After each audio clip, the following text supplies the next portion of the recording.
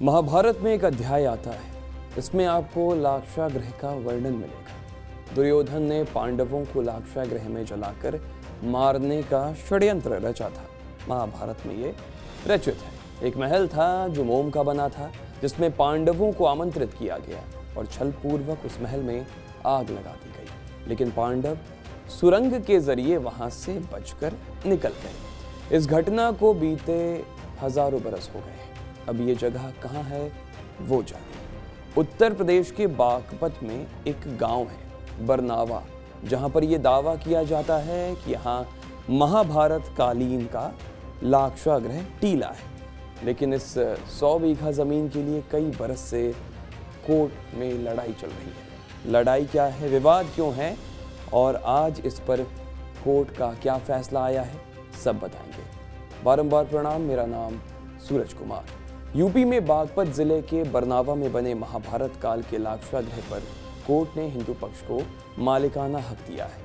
आज बागपत की सिविल जज जूनियर डिवीजन प्रथम शिवम द्विवेदी ने इस मामले में फैसला सुना दिया। पिछले करीब 53 साल से मामले में हिंदू और मुस्लिम पक्ष की ओर से कोर्ट में मुकदमा चल रहा था।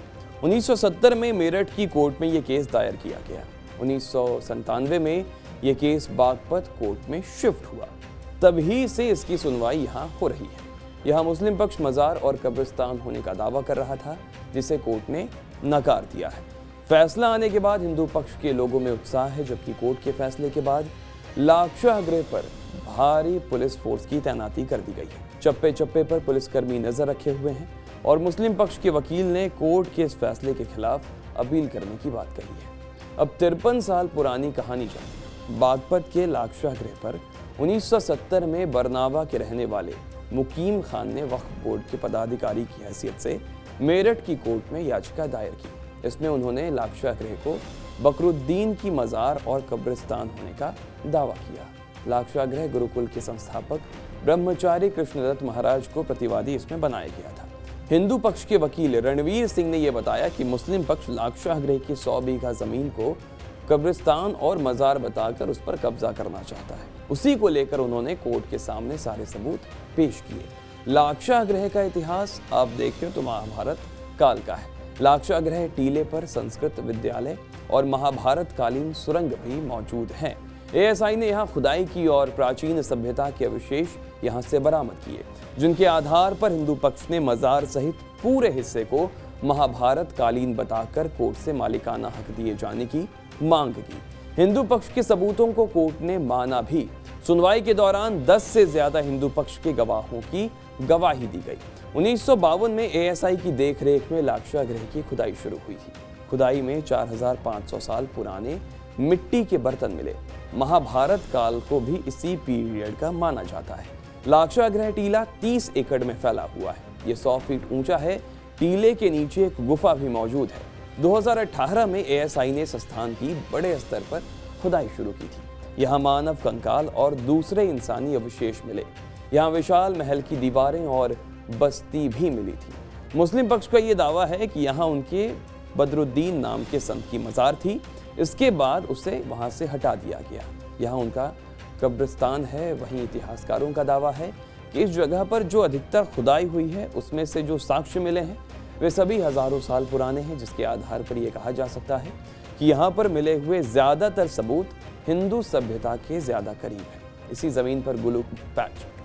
जमीन पर गुरुकुल और कृष्णदत्त आश्रम चलाने वाले आचार्य का कहना है कि कब्र और मुस्लिम विचार तो भारत में कुछ समय पहले आया, जबकि हजारों सालों से ये जगह पांडव काल की थी।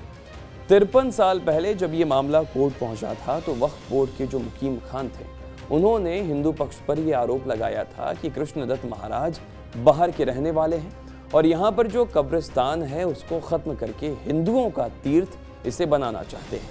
मुकीम खान और कृष्णदत्त महाराज फिलहाल दोनों ही लोगों का निधन हो चुका है और दोनों पक्ष से अन्य लोग ही वाद की पैरवी कर रहे थे। TV9 भारतवर्ष की टीम ने शहजाद राय रिसर्च इंस्टीट्यूट के डायरेक्टर और वरिष्ठ इतिहासकार डॉक्टर अमित राय जैन से बात की तो उन्होंने बताया कि बरनावा में एक बहुत ही पौराणिक टीला है, जिसे लाखा मंडप भी कहते हैं। वहां से महाभारत कालीन प्रिंटिंग गिरिवे पैच वहां से महाभारत कालीन कुछ चीज़ें मिलती हैं। विवाद ये है कि साल 1970 में कुछ लोगों ने अदालत के अंदर एक वादा दाखिल किया जिसमें दो पक्ष हिंदू और मुस्लिम सामने आ गए। यह टीला करीब 100 बीघा परिक्षेत्र में है, इसके अंदर कोई विवाद नहीं है। इसका जो स्ट्रक्चर है वो मुगल कालीन है। बदरुद्दीन की मज़ार यहाँ पर है, दरगाह भी यहाँ पर है, लेकिन बाकी जो सारा टीला है उसके नीचे जो दफन है वो सब भारत की संस्कृति, महाभारत काल, कुषाण काल, गुप्त काल, राजपूत काल की पोट्री और साक्ष्य यहाँ पे मिलते हैं। इसी को ध्यान में रखते हुए शायद कोर्ट ने ये फैसला दिया होगा। तो अब जो बागपत जिला अदालत का फैसला आया है वो हिंदू पक्ष की ओर है, जो कि ASI सर्वे पर आधारित है। अब क्या ये मामला हाई कोर्ट या सुप्रीम कोर्ट में टिक पाएगा या वहाँ भी मुस्लिम पक्ष के हाथ निराशा लगेगी, ये आगे देखने वाली बात होगी। आप TV9 उत्तर प्रदेश उत्तराखंड के साथ बने रहिए इसी तरह की तमाम खबरों के लिए।